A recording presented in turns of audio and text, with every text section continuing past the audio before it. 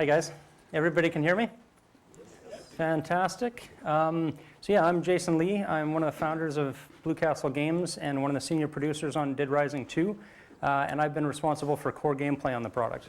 Obviously, I'm Josh Bridge, another senior producer on Dead Rising 2 at Blue Castle, and my focus has been world missions and then a whole bunch of other stuff all at once. Cool.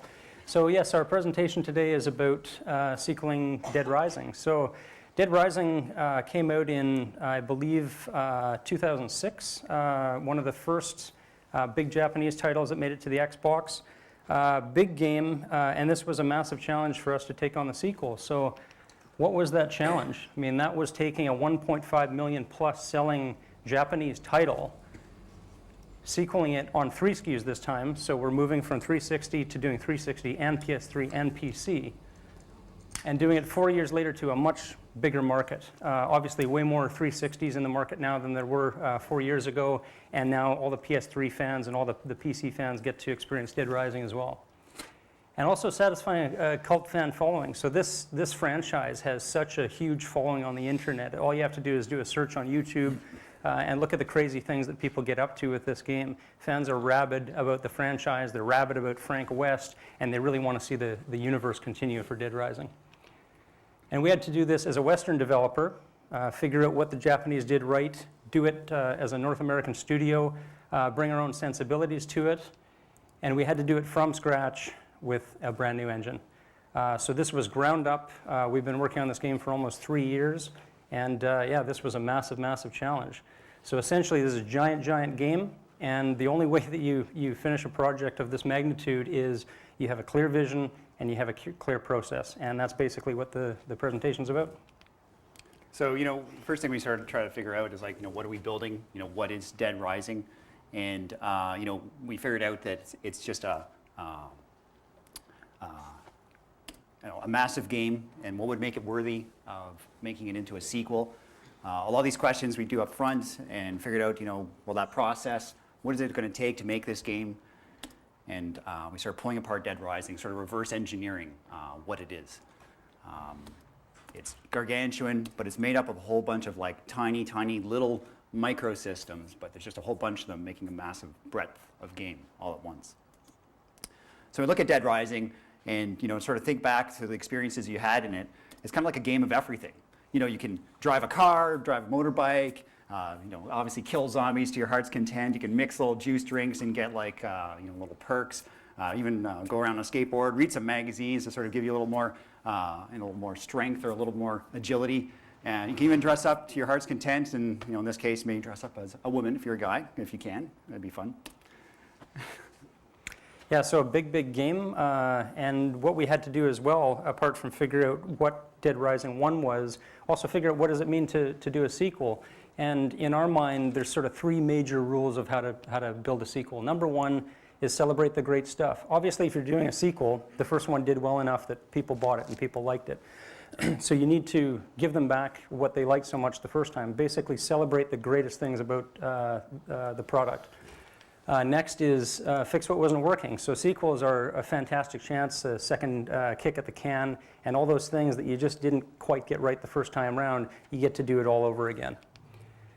And then the last one is add new hooks. So freshen up the experience. The people who like the first one, give them something new to get them really excited, and also give something new to the people maybe that didn't buy the first one because there wasn't quite enough in there. So what was great about Dead Rising? Obviously zombies, that's what the game is about. They're on the cover. The entire game is zombies, zombies, and more zombies. Everywhere that you are in the world, you're never 10 steps away from a zombie. At the time, I think Dead Rising 1 was probably drawing as many or more enemies than other games were drawing out there. And basically, it was wall-to-wall gruesome killing, running around Willamette Mall, finding inventive ways to kill zombies. The endless choice that you had, so tons of weapons.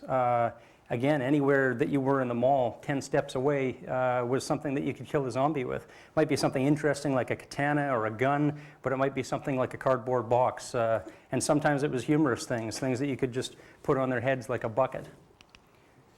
And then finally, dark humor. One of the things that made Dead Rising really quirky and kind of had that Japanese feel was it would have very serious story, very serious cinematics, but the gameplay, sometimes you could do silly things and put on women's clothing, wear funny hats, and the fact that those things would actually translate over into the cinematics, and you'd be having this dead serious scene with Frank West talking about this outbreak and how he's going to solve the conspiracy, and yet he's wearing a silly hat on. So that's some of the humor that we wanted to translate over to Dead Rising 2. And what didn't work? The big one that always comes up for Dead Rising 1 is the save system. We know that Capcom tried to do something very unique here. What they wanted was a sense of dread all the time playing Dead Rising. So when you were down to 1 health cube and you were running around the mall and you had to get to one of these save points in the washrooms, they wanted you to feel some tension and feel like you don't want to die. You don't want to lose that last hour of progress. So the intention, I think, was really strong. It turned out to be a little bit frustrating for gamers, so that was obviously something that we wanted to address with a sequel. Next one was Survivors. Again, a really cool concept of having this mall in the middle of this outbreak with all of these people who have survived and found a corner to hide in, and each of them had their own stories, and some of them were really interesting, some of them were kind of funny, some of them were kind of horrible, but really cool concept. Where this one broke down is they weren't quite smart enough. They didn't really know how to navigate the mall. Sometimes they wouldn't obey you when you were calling to them to follow you. So again, something that we wanted to address. And guns.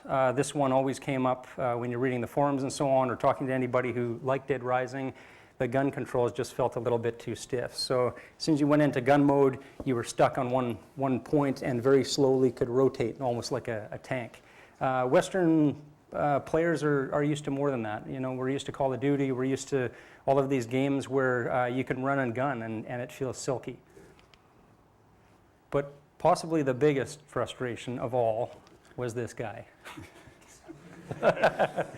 So anybody who's played Dead Rising 1 knows that this is Otis. Otis was the mission delivery device in Dead Rising 1, and he would call you whenever there was a mission. Whenever there was a survivor that he spotted on the monitors from the security room, he would give you a call to tell you to go rescue this person.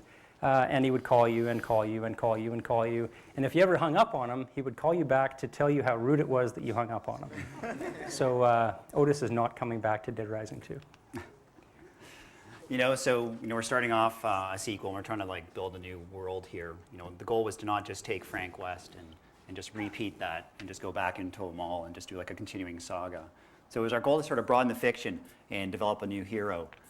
So we've developed this character. His name's Chuck Green. He's like an ex-motocross champ. I want that sort of that nitty-gritty sort of anti-hero sort of character that fits this stereotype of Americana. That's really still important to us for the lore of Dead Rising. And we're really building out a new locations. What is it that will make that sort of experience still sparkle and still be fun? And so we're pushing that out into a more casino-filled world, something that's really happy, that can get covered in blood, and then also have that contrast of horror. We've been pretty happy with where we've been going with that. Creating the vision for the game.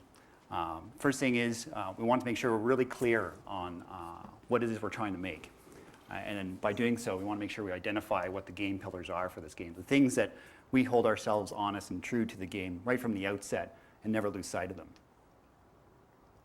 So what were the pillars of Dead Rising 1? The very first one obviously was zombies and ultra-violence. Again, they're right there on the cover. The entire game is about finding weapons, killing zombies, and wading through the sea of zombies to actually solve the mystery of what caused this outbreak in Willamette Mall. This was obviously something that we wanted to carry over to Dead Rising 2. And we're going to do it, and we're going to make it more gruesome and as bloody as we can until ESRB shuts us down. And then, a really important part, obviously, of the game is, anything and everything is a weapon. I mean, it shows up on the back of the box. It's a bullet.